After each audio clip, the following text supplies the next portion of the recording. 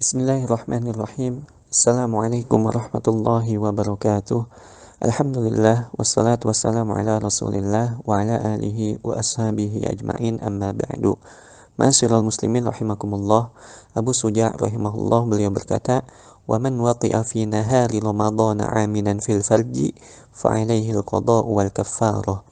Barang siapa yang melakukan hubungan seks di siang hari Ramadan secara sengaja di kemaluan, maka ia punya kewajiban menunaikan qadha dan kafarah. Wahia, bentuk kafarahnya adalah itqu raqabatin mu'minatin, memerdekakan satu orang budak yang beriman. Fa illam yajid fasiyamu syahraini mutatabi'aini, jika tidak didapati maka berpuasa 2 bulan berturut-turut. Fa illam yastati' fa it'amu sittina miskina, jika tidak mampu maka memberi makan kepada 60 orang miskin. Likulli miskinin mud, yaitu setiap satu orang miskin mendapatkan 1 mud. Ma'asyiral muslimin rahimakumullah. Dalam kitab Fathul Qorib disebutkan bahwa orang yang terkena hukuman di sini adalah mukallaf, yaitu seorang muslim yang baligh dan berakal, yang berpuasa sejak malam hari. Ia terkena dosa karena melakukan hubungan seks di saat puasa. Berhubungan seks dengan pasangan yang sah saja di bulan Ramadan di siang hari itu termasuk dosa, apalagi dengan pasangan yang tidak halal, pasangan yang tidak sah. Ma'asyiral muslimin rahimakumullah. Muhammad Al-Hisni dalam Kifayatul Akhyar beliau berkata, siapa yang merusak puasa Ramadannya dengan jima, dengan berhubungan badan, maka dicatat baginya dosa. Jadi tidak boleh seorang muslim, seorang mukmin yang berpuasa di siang hari kemudian dia melakukan hubungan badan dengan pasangannya, maka tidak hanya membatalkan puasa, tapi di sini para ulama mengatakan bahwa dia telah termasuk melakukan dosa. Ma'asyiral muslimin rahimakumullahu jami'an. Sedangkan bagi orang yang melakukan hubungan badan tersebut dalam keadaan lupa, maka puasanya tidak batal. Ini pendapat yang dianut dalam mazhab Syafi'i. Kemudian orang yang melakukan hubungan badan tersebut di siang hari Ramadan, maka ia punya kewajiban menunaikan kafarah. Dia harus mengqadha dan menunaikan kafarah. Berbeda halnya dengan seorang yang makan dan minum. Jadi kalau ada orang yang berpuasa di siang hari kemudian dia makan dan minum, maka dia tidak ada kafarah. Dia hanya wajib untuk mengqadha puasa tersebut. Tapi berbeda dengan orang yang berhubungan badan, berhubungan seks di siang hari bulan Ramadan, maka dia diwajibkan untuk membayar kafarah.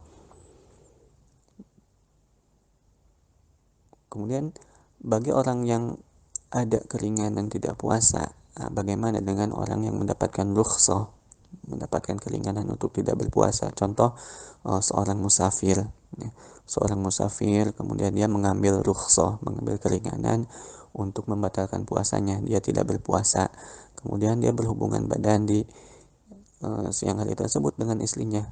Bagaimana hukumnya?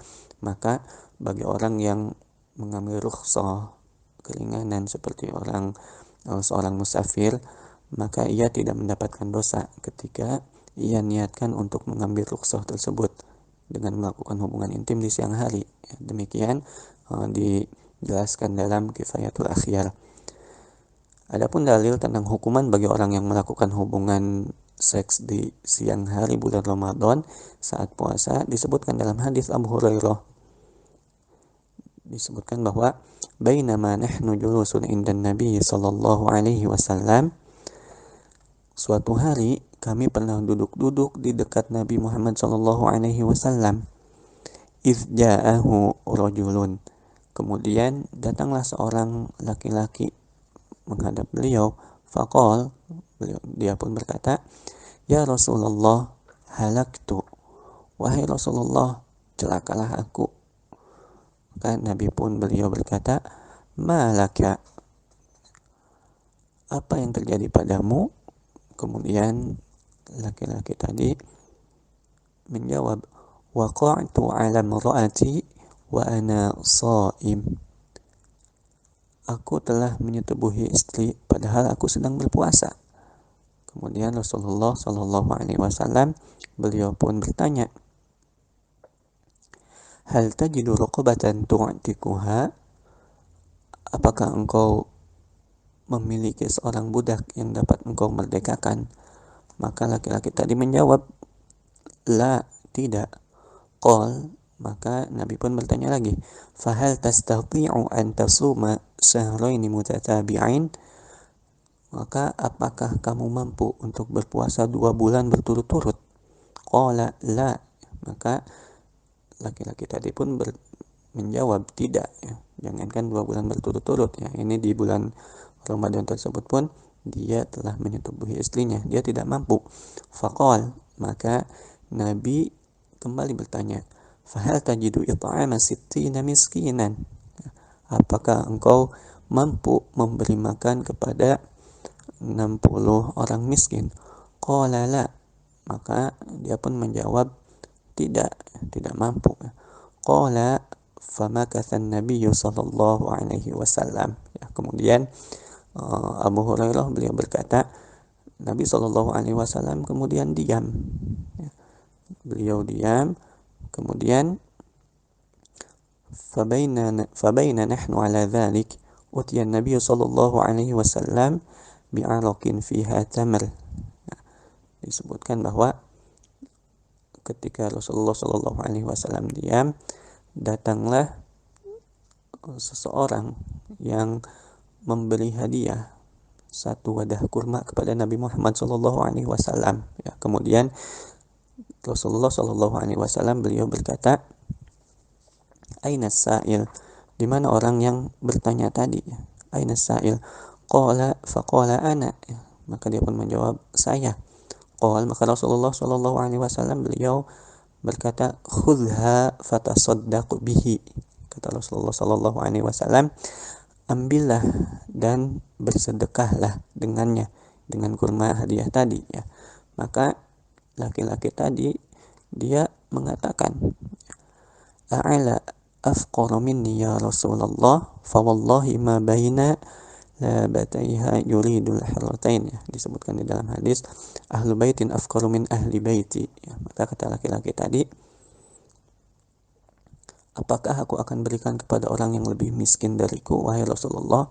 Demi Allah, tidak ada yang lebih miskin di ujung timur hingga ujung barat kota Madinah dari keluargaku. Maka Rasulullah Shallallahu Alaihi Wasallam, fadhahika Nabi Shallallahu Alaihi Wasallam, beliau pun tertawa, ya, hatta badat anyabuhu. Ya, beliau mendengar jawaban laki-laki tadi, beliau tertawa, kemudian sampai terlihat gigi taringnya.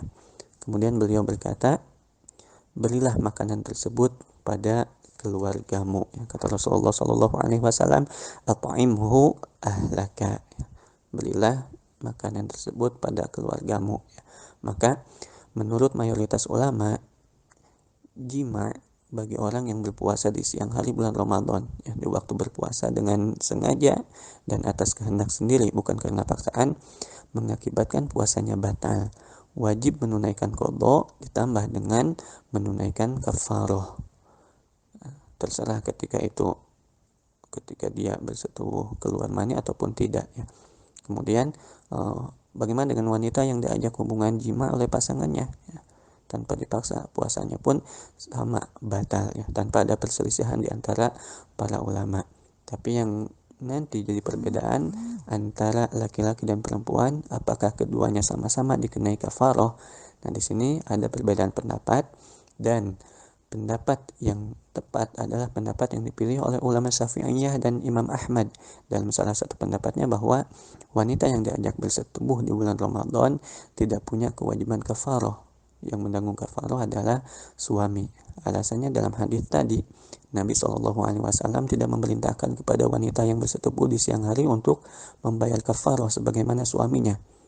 Hal ini menunjukkan bahwa seandainya wanita memiliki kewajiban kafarah, maka Nabi Shallallahu Alaihi Wasallam tentu akan mewajibkannya juga untuk membayar kafarah dan tidak mendiamkannya.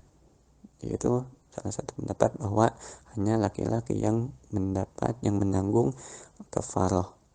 Ma'asyiral muslimin rahimakumullah, dari hadis tadi kita pahami bahwa kafarah yang harus dikeluarkan adalah dengan urutan.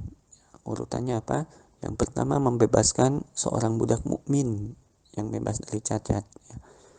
Maka kalau dia tidak mendapatkan seorang budak, tidak bisa membebaskan seorang budak mukmin, maka yang kedua harus berpuasa syahraini mutatabi'aini, 2 bulan berturut-turut. Kalau tidak mampu juga berpuasa 2 bulan berturut-turut, maka yang ketiga yaitu memberi makan kepada 60 orang miskin. Nah, setiap orang miskin mendapatkan 1 mud makanan. Satu mud itu kurang lebih sekitar 0,75 kilogram ya. Makanan pokok kita apa? Beras ya. 0,75 kilo ya. Kemudian jika orang yang melakukan jima di siang hari bulan Ramadan kemudian tidak mampu, bagaimana tidak mampu untuk melaksanakan kafarah tadi, tiga-tiganya tidak mampu, maka jika tidak mampu melaksanakan kafarah tersebut, maka kafarah tersebut tidak gugur, tapi tetap wajib baginya sampai kapan? Sampai dia mampu ya. Jika kalau tidak mampu sekarang untuk membayar kafarah dengan 3 pilihan tadi, ya, kalau tidak mampu seperti apa, maka dia tetap wajib sampai dia mampu.